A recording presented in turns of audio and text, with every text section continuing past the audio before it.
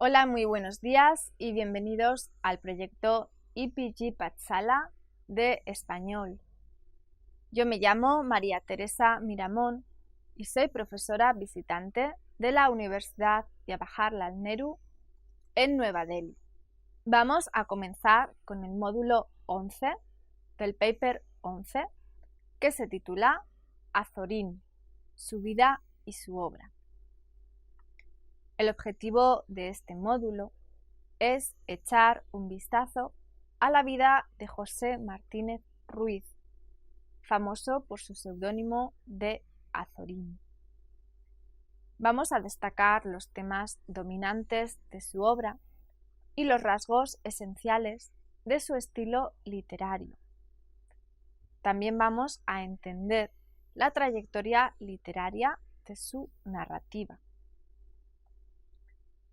José Augusto Trinidad Martínez Ruiz, Azorín, nació en Monóvar, Alicante, el 8 de junio de 1873. Era novelista, ensayista, dramaturgo y crítico literario, adscrito a la generación del 98. Fue más conocido por su seudónimo de Azorín. Su padre era abogado, militante del Partido Conservador y llegó a ser alcalde y diputado. A la edad de 8 años ingresó en el Colegio de los Padres Escolapios en Yecla, en la provincia de Murcia. A los 16 empezó a cursar la carrera de Derecho en Valencia. Colaboró en varias publicaciones como El Eco de Monóvar, El Pueblo, El Mercantil Valenciano, El ABC o La Vanguardia. Escribió bajo diversos seudónimos como Fray José, Petrel y Juan de Lis.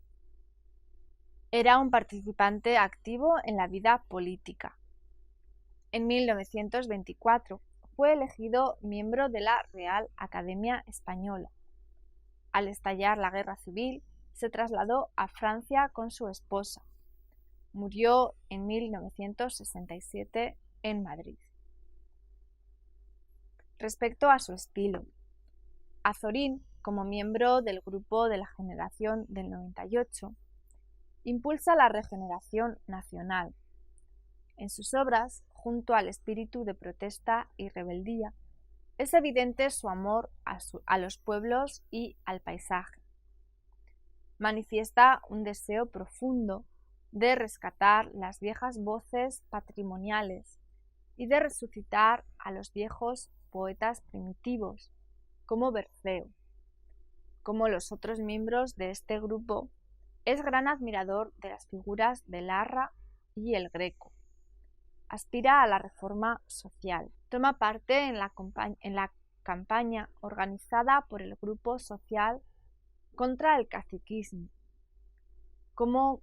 al igual que la actitud de otros miembros de la generación del 98, la rebeldía de la etapa inicial de Azorín da paso a cierto conservadorismo. Al igual que otros miembros de la generación del 98, la rebeldía de la etapa inicial de Azorín se vuelve en conservadora con el paso del tiempo.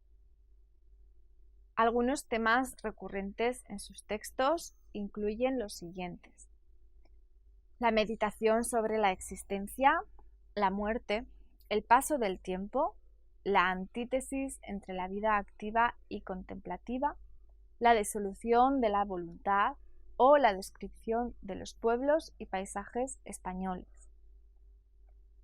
En sus obras literarias, el autor plantea el conflicto entre acción y contemplación. Este conflicto se manifiesta en el antagonismo entre voluntad e inteligencia. En su primera etapa, otorga más importancia a la vida de acción.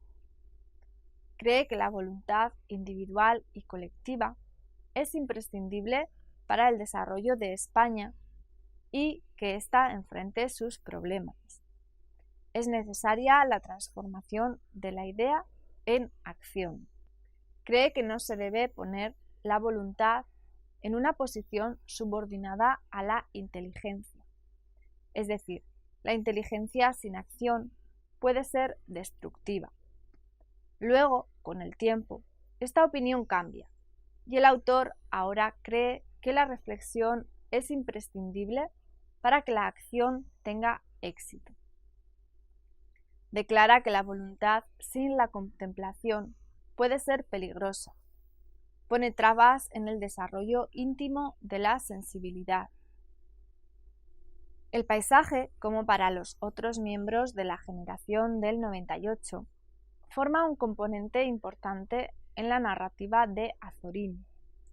Le interesa retratar los pueblos de España y representa la variedad en los tonos cromáticos. El paisaje no solo forma el fondo, sino que el autor explora su significación en la vida humana. Sobre todo se centra en los paisajes de Castilla y Levante. En las evocaciones del paisaje de Levante se nota su nostalgia. Se ve a través de las memorias de su niñez y adolescencia. La acción y la alegría caracteriza estas representaciones. El paisaje de Castilla representa lo esencial de España. Encarna el espíritu moderno y más tolerante. Se centra también en aspectos sensoriales.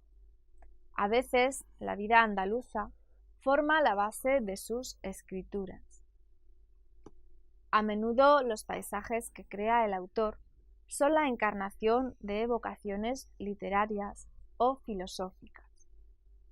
Además de pintar lo bello del país, también retrata la desolación vigente en los campos españoles. La preocupación por el tiempo es un tema dominante. Lo presenta como algo interno. No lo vincula con la racionalidad. La suya es una consciencia casi dolorosa del tiempo. Recurre a menudo a evocaciones nostálgicas, tanto de su infancia y juventud, como del pasado de su país. Es evidente su deseo de recuperar el pasado, que a veces surge del tono melancólico en este intento de reiterar las vivencias humanas. Intenta revertir el proceso del transcurrir del tiempo. Ligada con esta idea de la fugacidad del tiempo, se ve la recurrencia de la presencia de la muerte.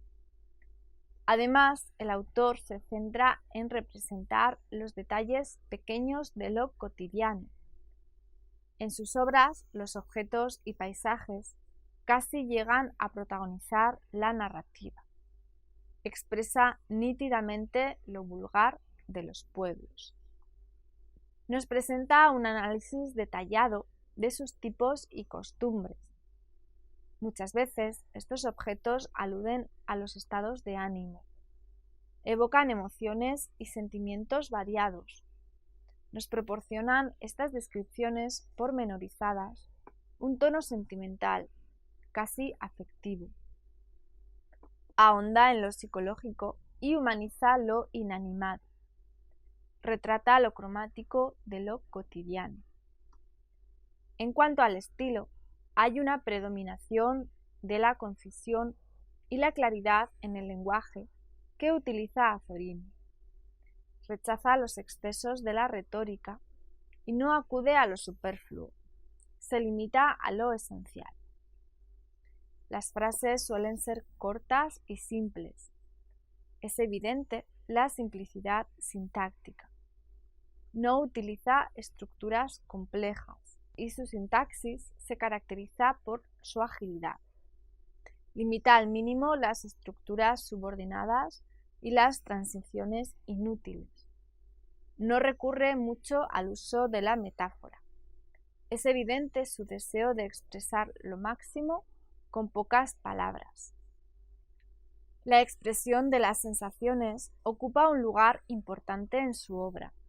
Nos presenta su sensibilidad individual a través de la percepción subjetiva. Al dibujar momentos de sensación concentrada, representa la inmovilidad estática. Presta mucha atención a las sensaciones visuales. Se centra en lo colorido y pinta variados matices cromáticos, tanto de los paisajes como de los objetos. Además, el lector percibe las impresiones acústicas y las impresiones relacionadas con el olor en sus obras. Manifiesta casi un deseo obsesivo de presentar las descripciones pormenorizadas. Es evidente en sus palabras una agilidad sintáctica. Por tanto, recurre al uso de un ritmo lento al representar detalles amorosos. Pinta el paisaje utilizando una amplia gama sensorial, y esta nitidez no se extiende a las descripciones de los personajes.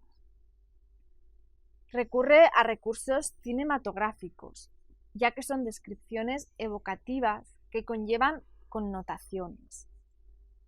A nuestro autor le interesa mucho el enriquecimiento léxico del lenguaje. Recurre mucho al uso de los arcaísmos, provincialismos y galicismos. Pone en uso estas palabras relacionadas con la vida del pueblo. Es evidente el uso de los cultismos también, junto al uso de adjetivos y diminutivos. Prolifera el uso de elementos rítmicos. Existe en su obra una gran sonoridad y se caracteriza como una prosa poética. Utiliza a menudo también endecasílabos. Es común ver la reiteración de vocablos, así como el uso del paralelismo. Aun cuando habla del pasado, se tiende al uso del presente, otorgando a sus evocaciones una intemporalidad. A menudo se dirige al lector directamente. Se ve mucho el uso de la interrogación retórica. Azorín desarrolló el género de la antinovela. Se aleja de la novela tradicional y sus esquemas. De hecho, se aleja de los rasgos esenciales del género de la novela y se acerca al impresionismo. Se centra en la observación de la realidad, proporcionando detalles nítidos, pero sin recurrir a su reproducción mecánica. Solo representa los fragmentos de lo que considera más significativo. Se unen escenas sueltas para formar una estructura fragmentaria de retazos. También se aparta del argumento convencional. La acción no ocupa un lugar importante. De hecho, no ocurre casi nada. En su lugar, se centra en las sensaciones. Se desvía continuamente de la trama e intercala la escasa atención con muchas digresiones. Hay un dominio del silencio, una tranquilidad que envuelve todo. El ritmo lento no da paso a una trama de intriga.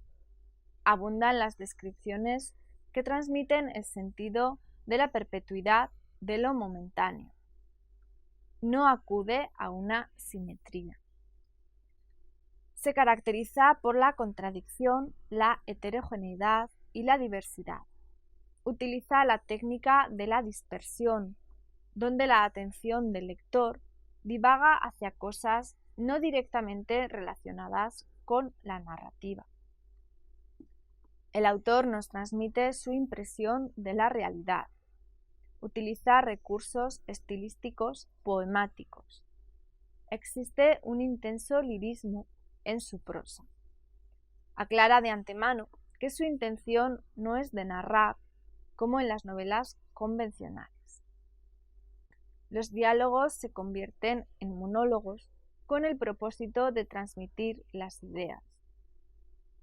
Muchas veces nos presenta directamente los pensamientos de un personaje, sin la incoherencia que caracteriza al monólogo. A veces nos acerca a la interioridad de los personajes, utilizando el recurso del narrador omnisciente.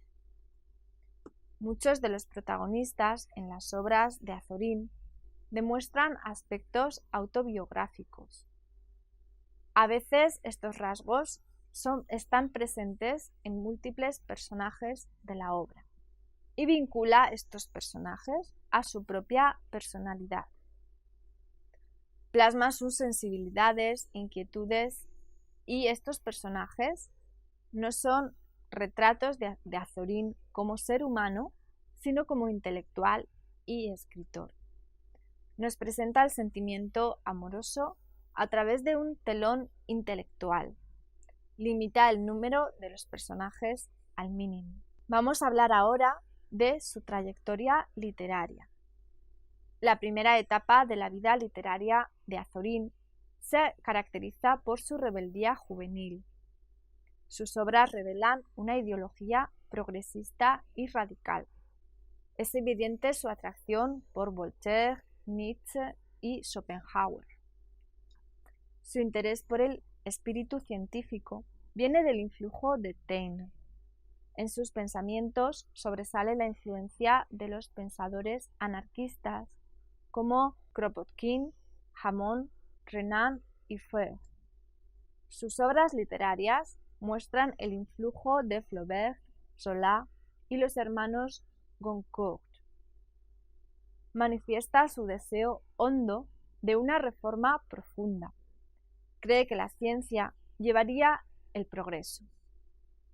Sus ideales iconoclastas, nihilistas y anarquistas le llevan a atacar los valores establecidos que incluyen la patria, el Estado y el matrimonio.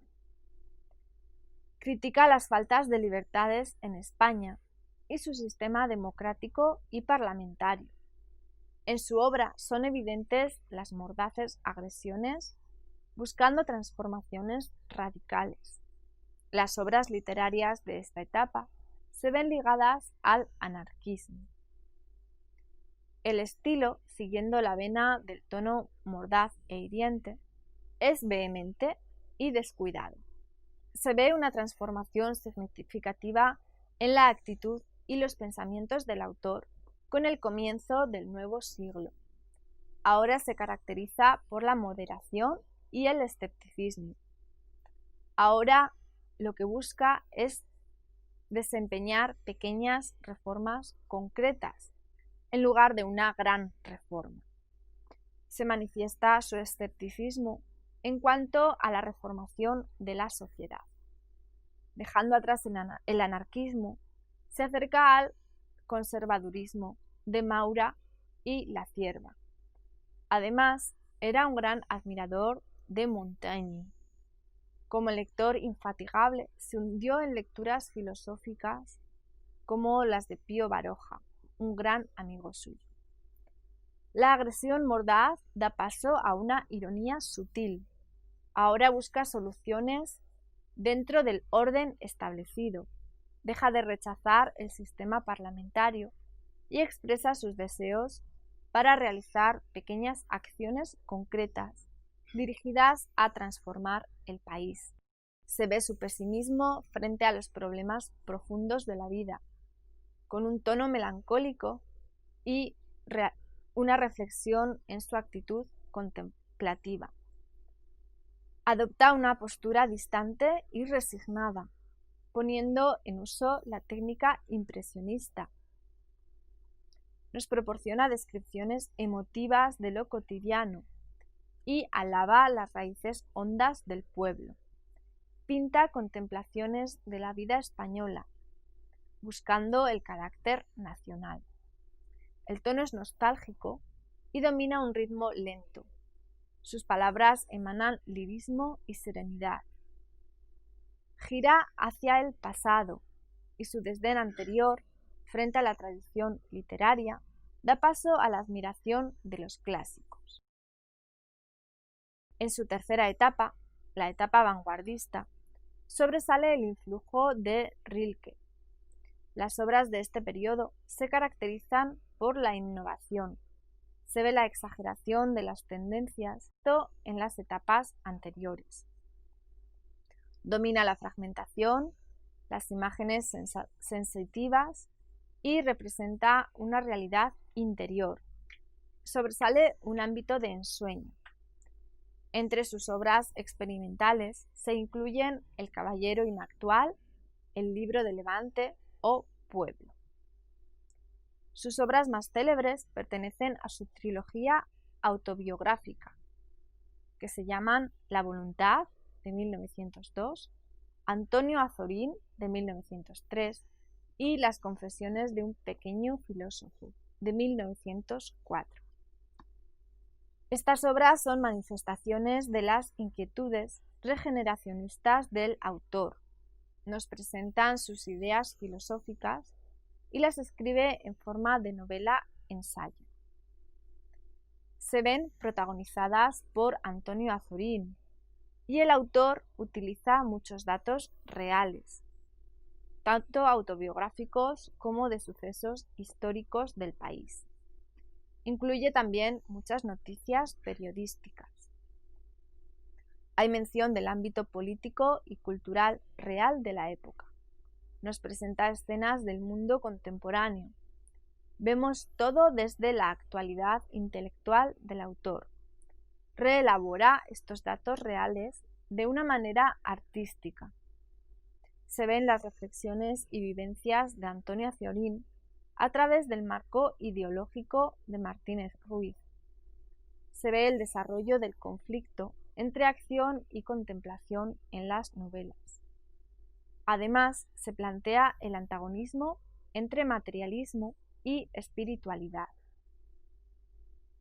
Hablando de una de estas obras, Jorge Urrutia opina que si la voluntad puede entenderse como autobiografía moral e intelectual, incluso como metáfora profética, es debido no solo a la historia que narra, sino también a una estructura, a una forma discursiva innovadora, ordenada de tal modo que encamina al lector hacia un significado preciso, el sentimiento de claudicación de un grupo de intelectuales que, jóvenes combativos poco antes, habían creído en la posible regeneración cultural, económica y política de España.